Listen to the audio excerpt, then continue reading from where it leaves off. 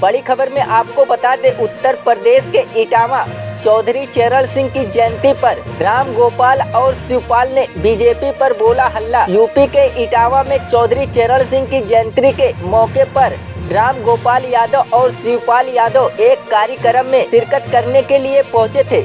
यहां पर उन्होंने भाजपा पर जमकर निशाना साधने का काम किया। शिवपाल ने बीजेपी पर जमकर साधा निशाना। इटावा जिले के सपई में बने हैवरा डिग्री कॉलेज में हर साल की तरह इस साल भी चौधरी चरण सिंह की जयंती के मौके पर एक कार्यक्रम का आयोजन किया गया। इस कार्यक्रम में शिरकत करने के लिए समाजवादी पार्टी के वरिष्ठ नेता प्रोफेसर राम गोपाल यादव और सपा के राष्ट्रीय महासचिव शिवपाल सिंह यादव के कार्यक्रम में शिरकत करने के लिए पहुंचे थे और यहां शिवपाल यादव ने भाजपा सरकार पर जमकर निशाना साधने का काम किया। मीडिया ने जब शिवपाल यादव से पूछा कि कन्नौज के सांसद सुब्रत पाठक ने कहा है कि जिन लोगों ने राम सेवकों पर गोलियां चलाने का काम किया था, उन लोगों को राम मंदिर के उद्घाटन में नहीं बुलाया जाए। इस पर शिवपाल ने जवाब देते हुए कहा कि गरीबों की जमीन पर कब्जा करने वाले लेखपालों को पीटने वाले इस तरीके का बयान देंगे, इसको जनता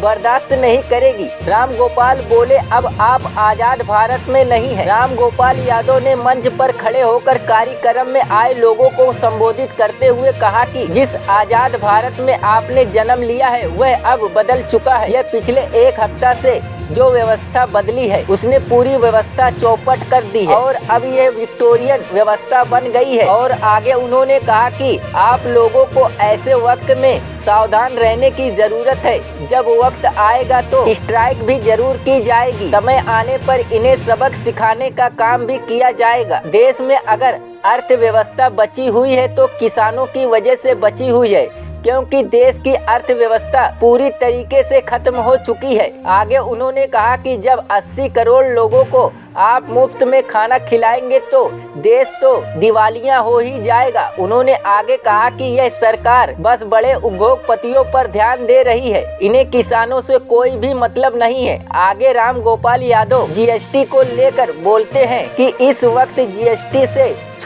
छोटा व्यापारी काफी परेशान है। डर लगता है कि अगर कुछ गलत हो जाए तो जीएसटी विभाग कोई बड़ी कार्रवाई न कर दे। तो अब देश में बदलाव का समय आ गया है। आप लोगों को मिलकर 2024 में इस सरकार को सत्ता से बाहर का रास्ता दिखाना है।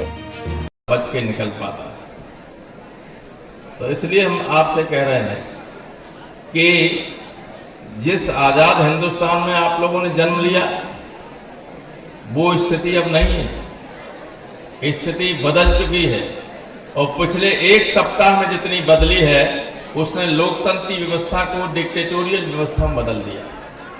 इसलिए बहुत ही सावधान रहने की जरूरत है और वक्त आने पर स्ट्राइक करने की जरूरत है। वक्त आने पर ही चोट करोगे तभी कुछ निकलेगा, वक्त से पहले करोगे तो कुछ नहीं होगा और हाथों में चोट लग जाएगी। इसलिए आज चौधरी साहब के जन्मदिन के अवसर पर आपको अंदर से कुछ न कुछ सोचना पड़ेगा। किसान किसान की वजह से ही बची हुई स्थिति देश की। अर्थव्यवस्था तो पूरी तरह से चौपट हो गई। ये सरकार कोई भी ऐसा काम नहीं कर रही है जिससे कोई प्रोडक्शन हो किसी तरह। जो एक्सपेंडिचर है वो नॉन प्रोडक्टिव एक्सपेंडिचर है।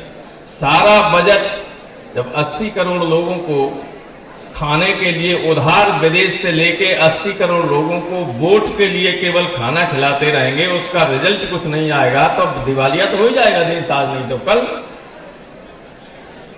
इसलिए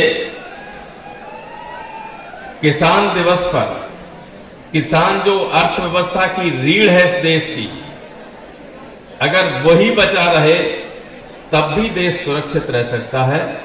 वरना जिन लोगों के हाथ में सत्ता है वो न किसानों की परवाह कर रहे हैं, वो 2-4 उद्योगपतियों की परवाह कर रहे हैं। हमारे सब व्यापारी ईडी के तहत जेल जा सकते हैं और ईडी तो आ गई जीएसटी में। अगर गांव का कोई व्यापारी छोटा सा दुकानदार है उसको भी आप जानते हैं जीएसटी का फॉर्म भरना पड़ता है। उसमें गलती हो गई, उसके बगल वाला खिलाफ है उसके तो शिकायत कर देगा जीएसटी में चोरी हो गई, ईडी जब चाहे तब गिरफ्तार कर ले जाए। बहुत स्थिति खराब।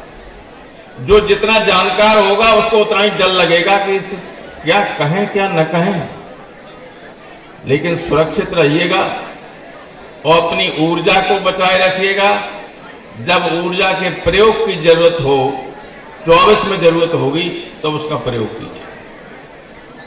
बहुत धन्यवाद। आप इंतजार कर रहे हैं कवियों का, अभी एक दो लोग शायद और कुछ कहें, उसके बाद कवि सम्मेलन को सुनिए। और कवियों के लिए सबसे ज्यादा खतरा हो गया, क्योंकि कवि ऐसे थे जो समय और परिस्थितियों की, वो तो दर्पण होता है, जैसे साहित्य समाज का दर्पण होता है, तो कवि क्या, कवि तो साहित्य की रचना करता है और वो तो जो देखता है तो कहता है। उदय प्रताप जी कहते थे कि कोयल का क्या, जो देखेगी सो गाएगी, तो अब जो देखेगी सो गाएगी तो दिक्कत है। तो कवियों के लिए भी खतरा पैदा हो गया है। बहुत धन्यवाद।